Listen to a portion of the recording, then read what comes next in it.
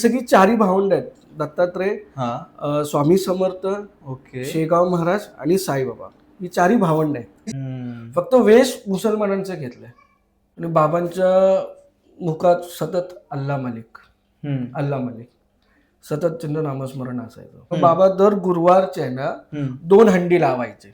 2 हंडी लावायचे. हा मोठी. एकामध्ये मांसाहार होतं ओके. आणि एकामध्ये शाकाहारी. शाकाहारी होतं. माझं जेव्हा लग्न झालं 2012ला 3 मिसकॅरेज झाले. ओके. हा. नमस्कार महाराष्ट्र, आपण पाहताय MH टॉक्स, महाराष्ट्राच्या मातीचा आवाज. मी गणेश आयरे, तुमचा होस्ट. आज एक परत नवीन पॉडकास्ट घेऊन आलोय. तर आजचा आपला पॉडकास्ट जसं मागचे झाले स्वामींवरती होते, स्वामींची लीला आपण जाणून घेतली, तसं आजच्या पॉडकास्टमध्ये आपण साईबाबांवरती बोलणार आहोत. तर साईंची लीला काय होती ते आपण जाणून घेणार आहोत. तर त्यासाठी आपल्या सोबत आहेत निखिल मिलिंद महाराव. तर चला आजचा MH टॉक्स सुरू करूया. नमस्कार. नमस्कार. तुमचं MH टॉक्समध्ये खूप स्वागत आहे. धन्यवाद. तसं मी बोललो की आपण साईबाबांवरती बोलणार आहोत आज. बरोबर. साईंची लीला काय होती, साईंचा प्रवास कसा होता ह्याच्यावरती. तर सुरुवातच तशी करूया की साईबाबा बोलल्यावरती आपल्याला माहिती आहे की शिर्डी बरोबर हे लगेच समोर येतं. बरोबर. पण बाबा शिर्डीमध्ये कसे आले ह्याच्याबद्दल काय सांगा. बाबा आले ऍक्च्युली साई चरित्रमध्ये आहे की 1938 आपलं 1838 ते 1858. 1838 ते 1858. हा 38 मध्ये 1838 मध्ये जेव्हा आले तेव्हा ते असं बोलण्यात होतं की 12 वर्ष का 20 वर्ष त्यांचा कालखंड होता. मेन जे आले ते 1858 साली. 1858 साली बाबा म्हणजे हा. आणि ते आले आपलं कडीलिंबाच्या झाडाखाली तिकडे जप तप करत होते. त्यानंतर तिकडचे एक भाईजाबाई म्हणून होत्या. ओके. हा. ते लहानपणापासूनच त्यांना म्हणजे भाकरी जेवण वगैरे देत होते. ओके. असं. त्यानंतर हळूहळू त्यांचा प्रवास द्वारकामाईकडे गेला. द्वारकामाई एक खंडर होतं तेव्हा मस्जिद होती तिकडे. ओके. पहिलीपासून मस्जिद होती. हा म्हणजे खंडरच होती ती. मस्जिदच होती. मग तिकडे त्यांनी त्यांचं वास्तव्य केलं. ओके. बाबांनी. हा. मस्जिदमध्ये. नंतर मग तिकडनं लीला एक करत गेले बाबा. की जसं खंडर म्हणजे तेव्हा आहे ना द्वारकामाई एकदम म्हणजे गुडघा एवढे आपल्या एक अर्धा फुट एकदम खड्डे वगैरे होते. ओके. तिकडे त्यांचं वास्तव्य झालं. पूर्ण खडबडीत होतं सर्व. खडबडीतच होतो टोटली. ओके. आणि हळूहळू त्यांचा प्रवास तिकडे ते राहत गेले. आणि राहिल्यानंतर तिकडे त्यांचं म्हणजे चमत्कार तेव्हा कसं होतं की एक फकीरच म्हणून त्याला बोलायचे बाबांना. कोण वेडा फकीर बोलायचे त्यांना. वेडा फकीर पण बोलायचे. की म्हणजे कारण का तो ऍक्च्युली बघायला गेलं तर हे दत्तांचा अवतार आहे. साईबाबा. हा दत्तांचा अवतार. हा शेवटचा कलियुगात शेवटचा अवतार तो आहे. श्री साईबाबा. कारण का गुरुचरित्रामध्ये 450 वर्षापूर्वी पण लिहिलेलं होतं की माझा शेवटचा अवतार हा साईबाबामध्ये असेल. ओके. 450 वर्षापूर्वीच ते गुरुचरित्रामध्ये लिहिलेलं आहे की साईबाबांचा हा अवतार हा दत्तांचा अवतार शेवटचा असणार म्हणून. हा. ओके. कारण की ही सगळी चारी भावंड आहेत. दत्तात्रय, स्वामी समर्थ, ओके, शेगाव महाराज आणि साईबाबा ही चारी भावंड आहेत. हे चारी भावंड आहेत. हा. ओके. त्यानंतर मग लोक त्यांना वेडा फकीर म्हणून संबोधित करायचे. नंतर मग त्यांचा पोशाखात असं होतं की कोण त्यांना बोलायचे की मुसलमान आहे. बरोबर. मग त्यांना खंडोबाच्या जेव्हा शिर्डीमध्ये आले तेव्हा चांदबाई धूप म्हणून चांदबाई म्हणून होते.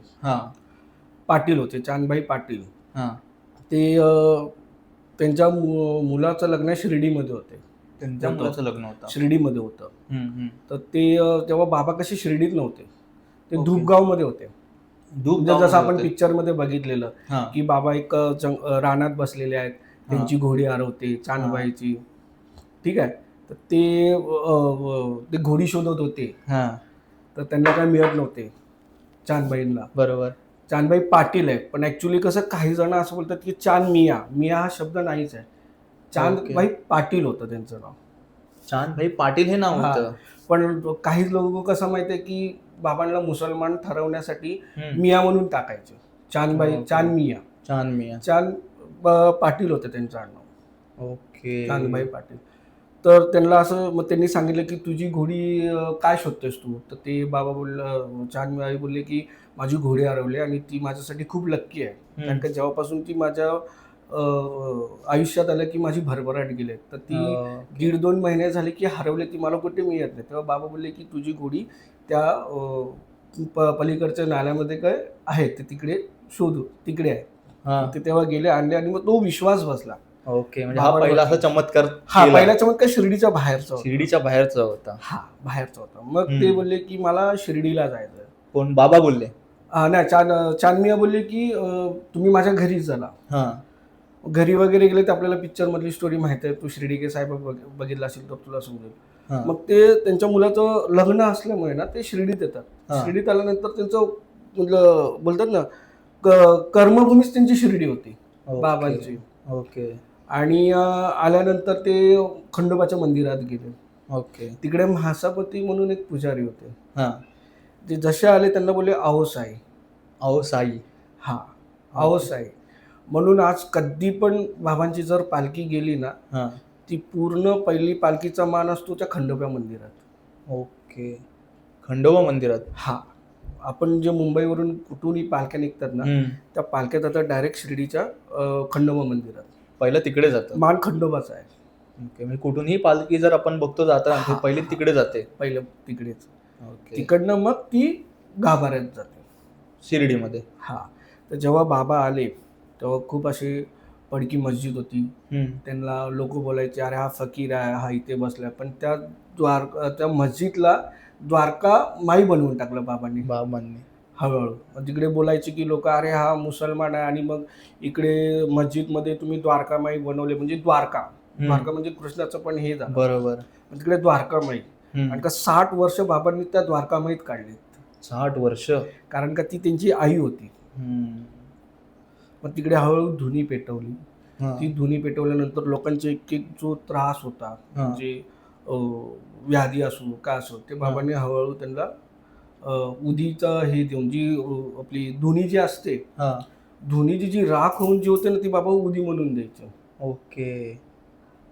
ॲज अ प्रसाद म्हणून धुनी. धुनी जेव्हा प्रज्वलित केली, आज धुनीला 100 वर्ष होऊन पण त्याची जी उदी असते ती आपल्याला अजूनही मिळते. बरोबर.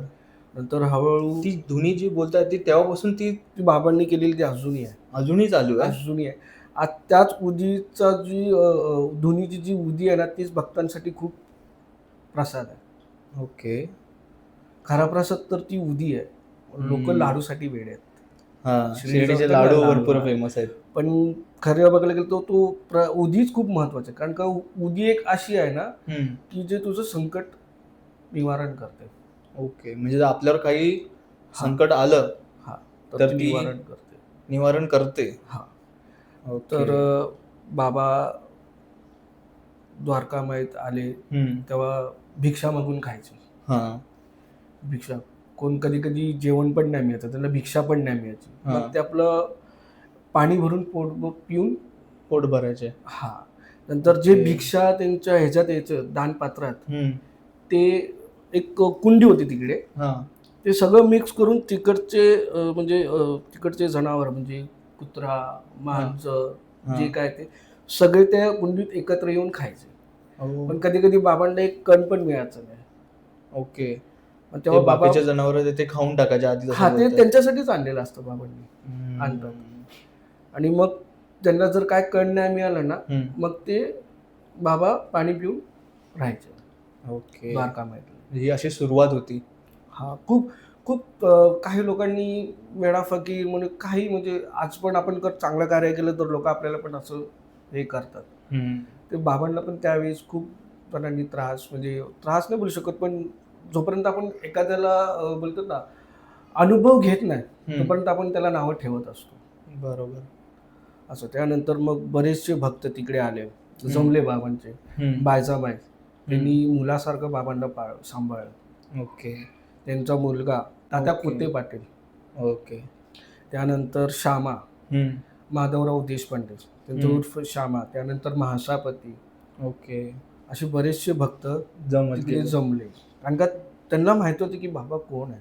ओके. ह्यांना प्रचलिती कशी येत गेली? बायजाबाई ज्या होत्या ना, त्यांना असं वाटलं की अवलिया. आणि जेव्हा जे कडीलिंबाच्या झाडाखाली बसलेले होते ना बाबा, तेव्हा गावच्या म्हणजे खंडोबाचं मंदिर होतं, तर तिकडे बोलले की हा अवलिया कोण आहे. ओके. गावच्यांनी प्रस्ताव टाकला हा. खंडोबाची जो जे उत्सव होता की हा अवलिया कोण आहे. ओके. 12 वर्षाचा कोवळा पोरगा किंवा 18 वर्षाचा कोवळा पोरगा हा कोण आहे की न खाता पिता कडलिंबाच्या झाडाखाली जप तप करत बसलाय. त्याला ना वाऱ्याची पर्वा, ना पावसाळ्याची पर्वा, ना भुकेची. ओके. तर खंडोबा बोलला की जो जिकडे बसलाय तिच्या खाली खोदून बघा. मग जेव्हा ते खालून खोदून बघितलं ना, तर तिकडे 4 पंत्या जळत होत्या आणि रुद्राक्षाची माळ होती खाली. हा, तिथे बाबा ते कडुलिंबाचं झाड जे बोलतो आपण, ते त्या कडुलिंबाच्या त्या आजच्या झाडाखाली. तारखेला गुरुस्थान आहे बाबांचं. ओके. तेव्हा त्यांना ती प्रचिती आली की हा कुठला साधारण व्यक्ती किंवा पोरगा नाही आहे. कारण का तो तेज एक वेगळा असतो चेहऱ्यावरती, बरोबर. सिद्ध पुरुषांचा. तेव्हा अशा पण त्यांचा तो विश्वास पटत गेला. ओके. त्यानंतर मग जसं आता तुम्ही नावं घेतली, त्यांचे भक्त होत गेले. हा, त्यांनी पण खूप बाबांसाठी केलं असं बोलतात. बाबांसाठी केलं खूप. म्हणजे बघ ना, महासापतींचा तुम्ही इतिहास बघितलात ना, तर ते खंडोबाचे पुजारी असून ते बरोबर बाबांसोबतच राहायचे. मग द्वारकामाईमध्ये नंतर भायजाबाईंचा मुलगा तात्या, ते तिघं रात्री द्वारकामाईतच झोपायचे. ओके. दोन्ही सकट त्यांच्यासोबत. हा, त्यांच्यासोबतच. ओके. असं. नंतर श्यामा ते शिक्षक होते, माधवराव देशपांडे. तर बाबा बोलायचे की तुझं माझं हे आजचं नातं नाही, 7 पिढ्यांपासून मी तुला ओळखतो. ओके. मग त्यांना ते व्हिज्युअल पण होत होते पहिल्यापासून सगळं. हा, ओके. 7 पिढ्यांपासून तुझा आणि माझा संबंध आहे. कारण का बाबांना अरेतुरे करण्याचा हक्क हा फक्त माधवराव देशपांडेच करायचे. त्यांना आपण श्यामा बोलतो. अरेतुरे करायचा हक्क फक्त त्यांनाच आहे. म्हणजे तेव्हा त्या टाइमला तेच होते. ओके. पण नंतर हळूहळू गावच्या ठिकाणी कसं वाऱ्यासारखी खबर जाते, मग तशी ते पसरत गेली. त्यानंतर बाजूला आहे चावडी. चावडी द्वारकामाईच्या बाजूलाच चावडी आहे. चावडीमध्ये एक असं आहे की 2 गोष्टी आहेत. द्वारकामाई ही वेगळी झाली. ओके. चावडी ही वेगळी आहे.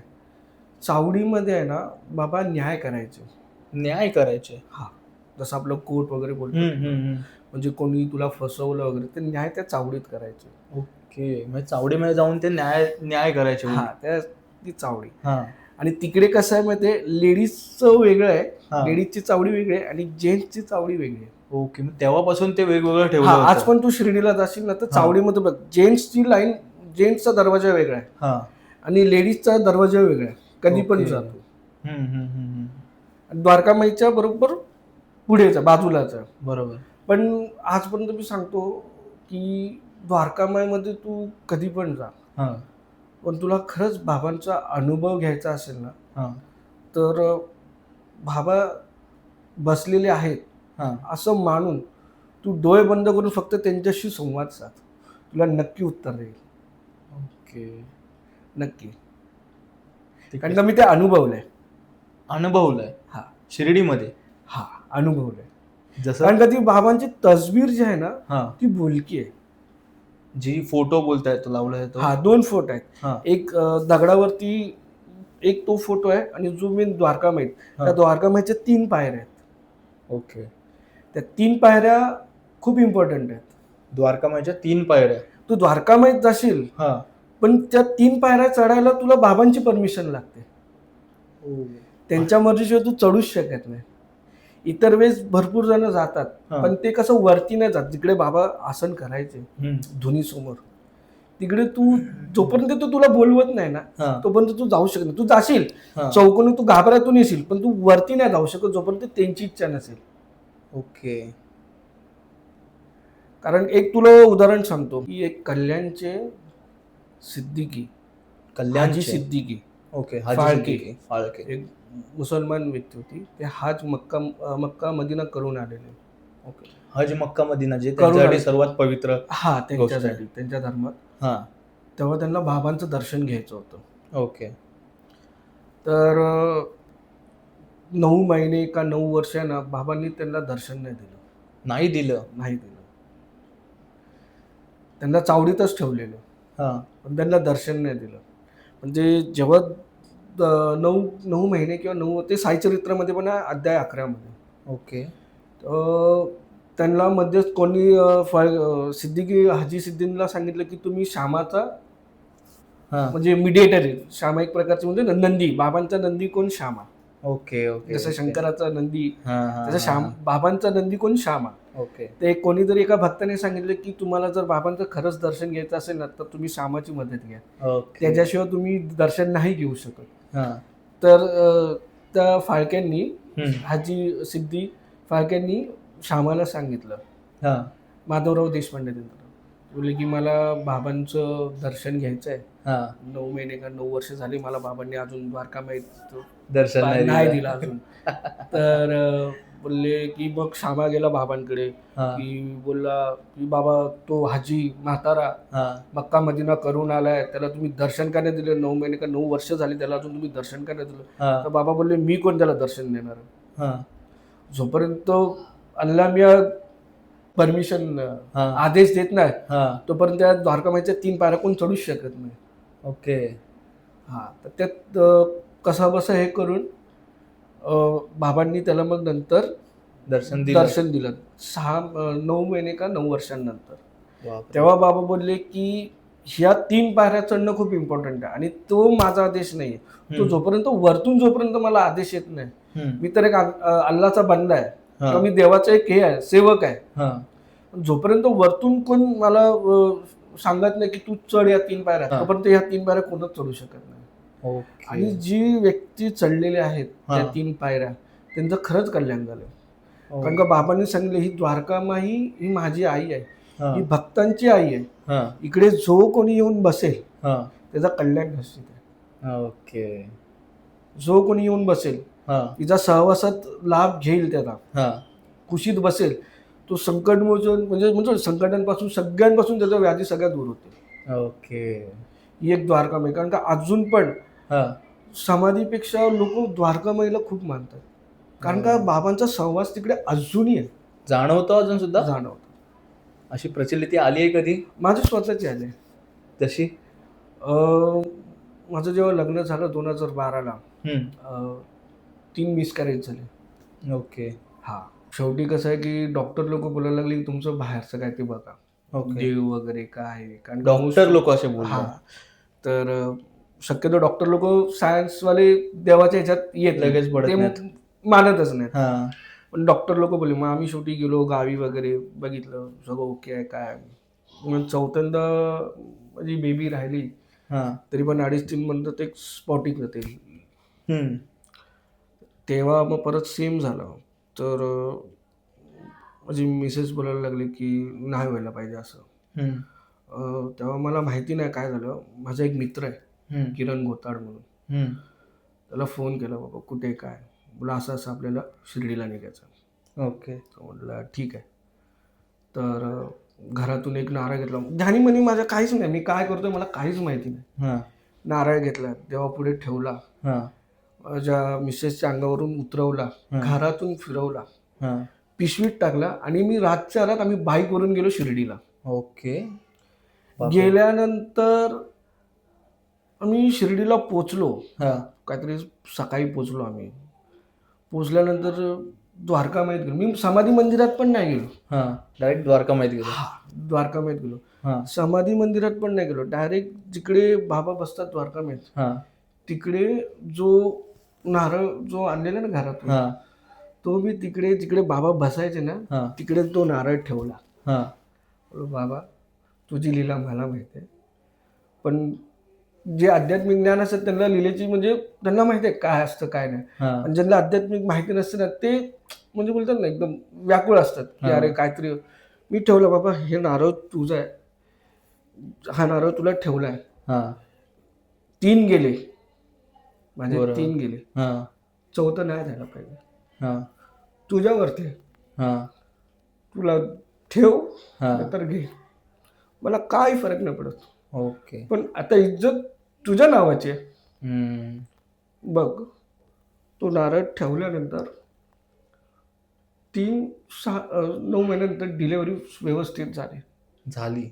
हा, ओके. शब्दाचा मान ठेवला तुम्ही. डिलेवरी होताना पण एक उदीचं मी तुला सांगतो, उदीची की मिसेस माझी सॅन हॉस्पिटलला होती. तर माझी मुलगी 5 एप्रिल 2015, तेव्हा 4 का 3 तारखेला एक मोठं चंद्रग्रहण का सूर्यग्रहण होतं. आणि तेव्हा कुठेतरी मी जॉबला होतो ड्रायव्हिंगला. तर जिकडे मी होतो तिकडे माझं नेटवर्क नव्हतं. तर तिकडनं आली आणि मिसेसला ग्रहण असल्यामुळे लेडीजला हलवू शकले नाही, कारण का प्रेग्नेंट होती म्हणून. आपल्यात असं आहे की जर हल्लं तर म्हणजे बच्चूला ग्रहणाच्या टायमिंगला काय होणार. तर तेव्हा ग्रहण संपल्यानंतर मिसेसला 3 तारखेला ग्रहण संपल्याला लगेच सॅन हॉस्पिटलला नेलो. आणि माझा काहीच कॉन्टॅक्ट नव्हता, कारण का मी नेटवर्कमध्येच नव्हतो. तर तेव्हा मला जसं समजलं, मी नेटवर्कमध्ये आलो, फोन आला की असं असं आहे. मी गेल्यानंतर मी तिकडे गेलो सॅन हॉस्पिटलला. तेव्हा मला सांगितलं की लेबरचं पेन किलरचं हे आपलं असतं ना, इंजेक्शन देतात ते याच्यासाठी. तर नॉर्मल जोपर्यंत डिलेवरी होत नाही तोपर्यंत घेऊ शकत नाही. म्हणजे नॉर्मल डिलेवरीच करतात गव्हर्नमेंट हॉस्पिटलमध्ये. तर म्हणलं तोपर्यंत आम्ही लेबर पेन होत नाही तोपर्यंत आम्ही आतमध्ये घेणार नाही. ओके.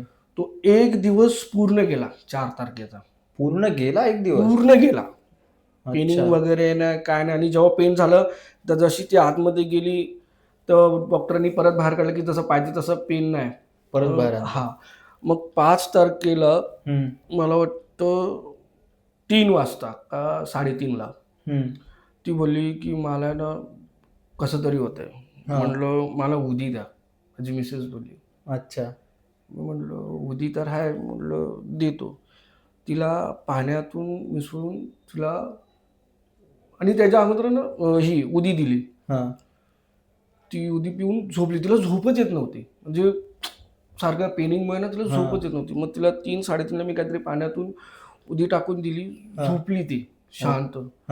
आणि झोपेत आहे ना तिला स्वप्न पडलं की एखाद्या भक्तांच्या, चांदोरकरांच्या त्यांची मुलगी बाळणपणात असते आणि ते ब्रिटिशकालीन ते हे होते, तर ती एक उदीचं पाकिट होतं, ते त्यांनी ते इंग्रजांना देऊन टाकली. ती एक स्टोरी होती बघ, पिक्चरमध्ये आहे. सेम स्वप्न तिला पडलं. ओके. सेम पडलं. आणि जशी ती मला वाटतंय ना विदिन 5:30ला काहीतरी ती उठली, अशी उठली आणि तिला पेन व्हायला लागला. ओके. हा, म्हणजे 2 तास ती व्यवस्थित झोपली. आणि जशी ती गेली ना विदिन 20 मिनिटात तिची डिलिव्हरी झाली. ओके. म्हणजे एवढा चमत्कार आहे बाबांचा उदीचा. कारण का उदी आहे ना साई भक्तांसाठी ते अमृत आहे. ओके. आज भले कोणाकडे पैसे, वॉलेटमध्ये पैसे असतील माझ्या माहितीने, पण उदीचं पाकिट नक्की असतं. कारण का तीच आपल्याला संकटातून वाचवते उदी. त्यानंतर उदीचे 3 प्रकार आहेत. एक, तुम्ही जर घरातून निघत असाल तर म्हाताऱ्याला चाटून तर तुमचं रक्षण करते.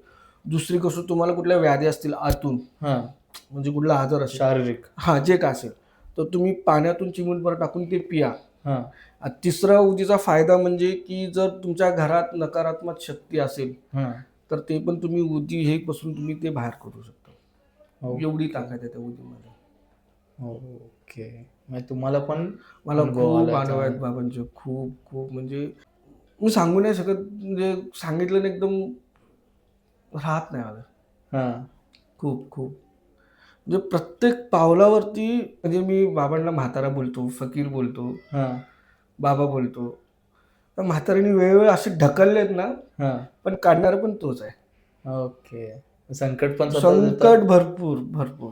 म्हणजे एवढं करणार ना की तू, म्हणजे समोरच्या ना, अरे बाबा काय होतंय माझ्या आयुष्यात.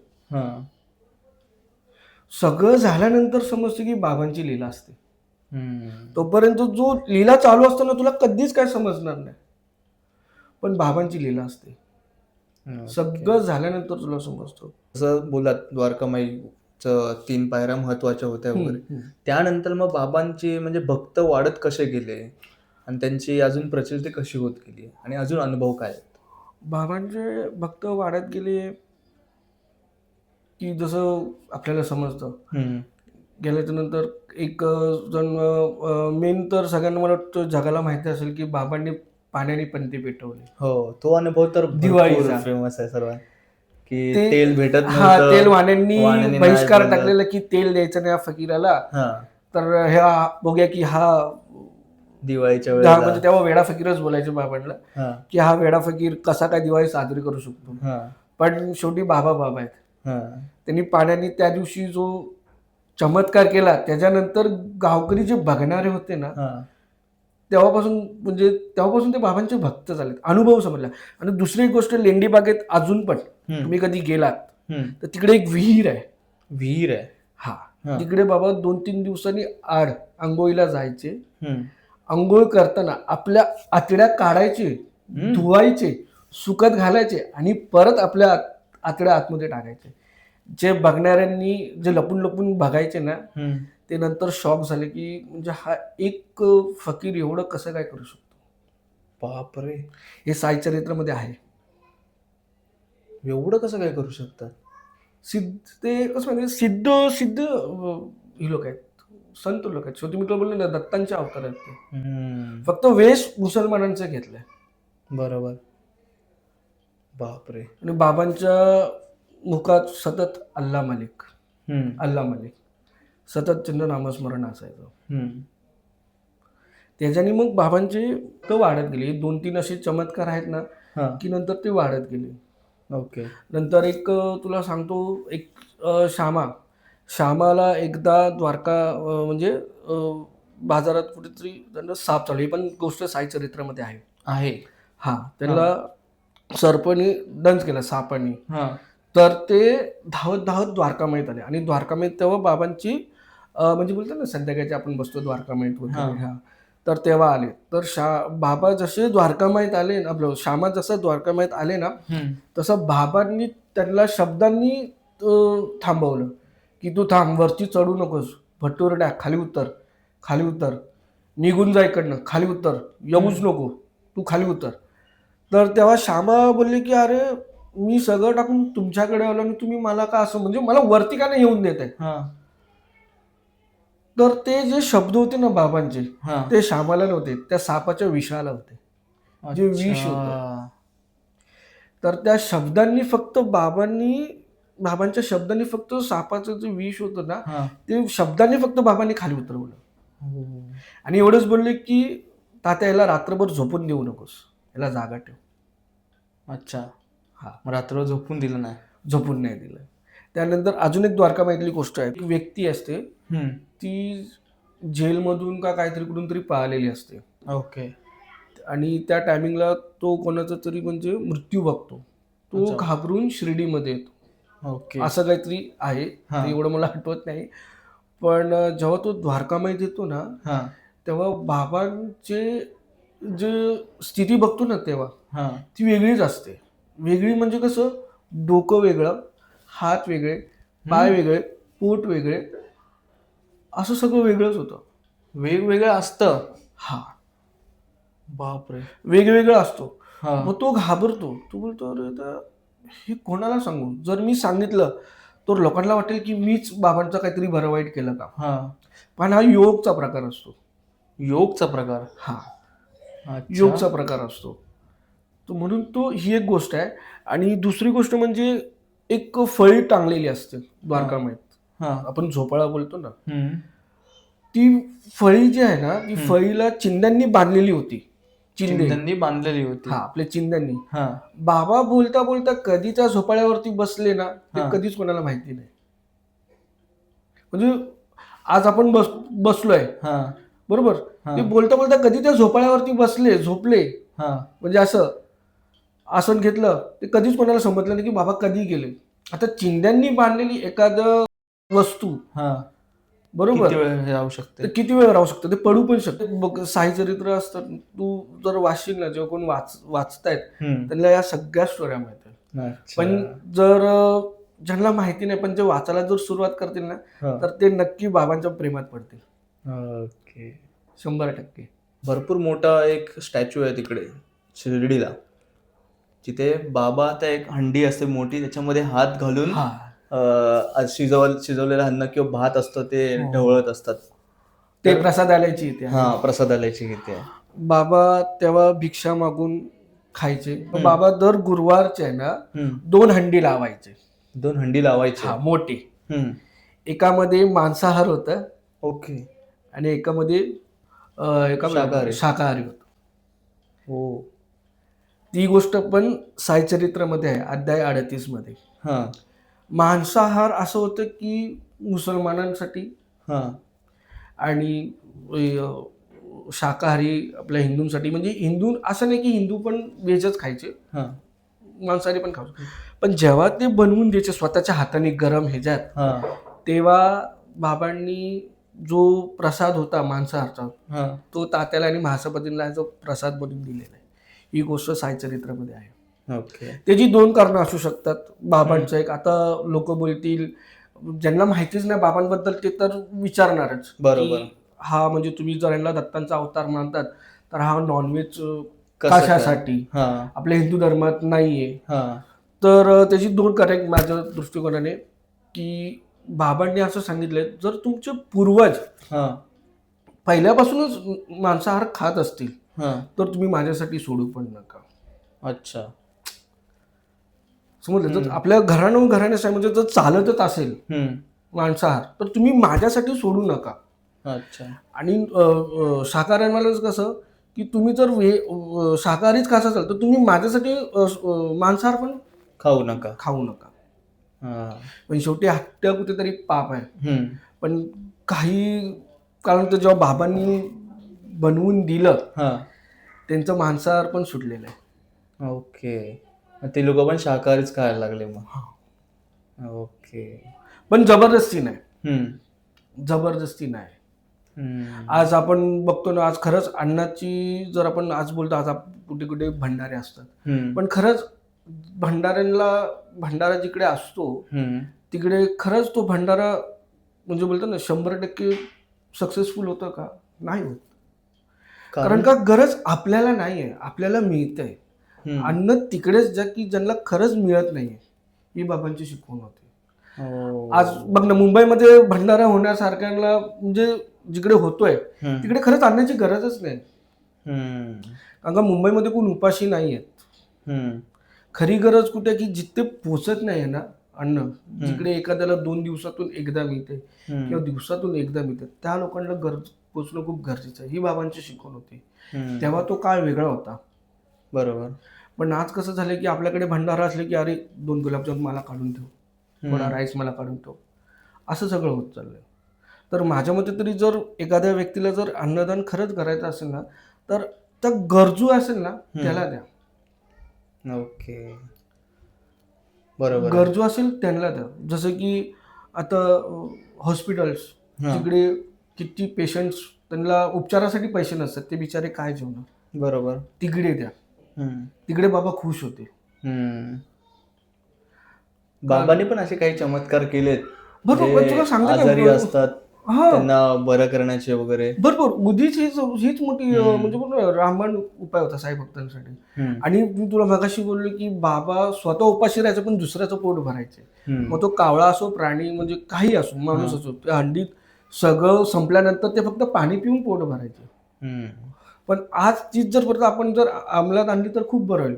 भंडारा आपण करतो पण आपण तर रोजच खातोय. पण खरंच जे भंडारा करून एक छोटं पाऊच म्हणजे बोलतो ना पॅकेट बनवून, खरंच जे रस्त्यावरती भिकारी असतात त्यांना माहिती पण नसते की उद्याचं जेवण मिळेल की नाही मिळेल, त्यांना एक पाकिट द्या. हॉस्पिटलसाठी आज आपल्या मुंबईमध्ये पण बरेचसे असे रुग्णालय आहेत की जिकडे खरंच माणसाला उपचारासाठी पैसे नसतात, म्हणजे बिचारे उपाशी झोपतात, तिकडे अन्न पोचवा. बाबा तिकडे आहेत.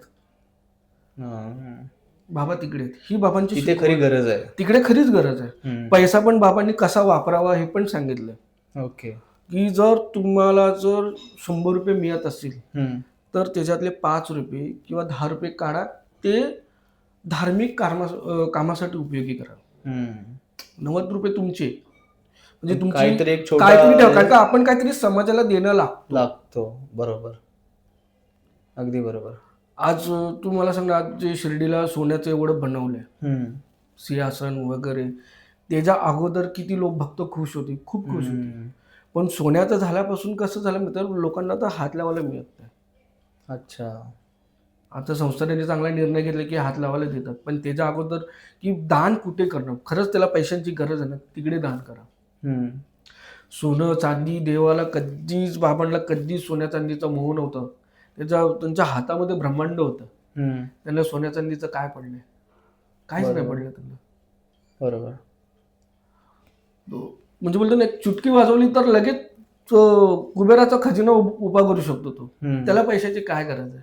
बरोबर. काय नाही, पैसा अशा ठिकाणी यूज करा की जिकडे खरंच एखादा गरजू असेल, त्याला औषधं घ्यायला पैसे नसतील, तिकडे द्या 2 पैसे. एखादा कोणाचं काम थांबलं असेल, जीर्णोद्धारसाठी मंदिरसाठी, तिकडे द्या थोडा पैसा. सगळ्याच देऊ नका. जे झेपेल जे तुमची इच्छाशक्तीने द्या. बरोबर. दान कधीतरी जर एक अशा गोष्टी आहेत बाबांच्या की भक्त द्वारकामाईत आलेत आणि बोललेत, अरे तू मला 3 रुपये दे. 2 रुपये ऑलरेडी आलेले आहेत. ही गोष्ट साईचरित्रामध्ये आहे. अच्छा.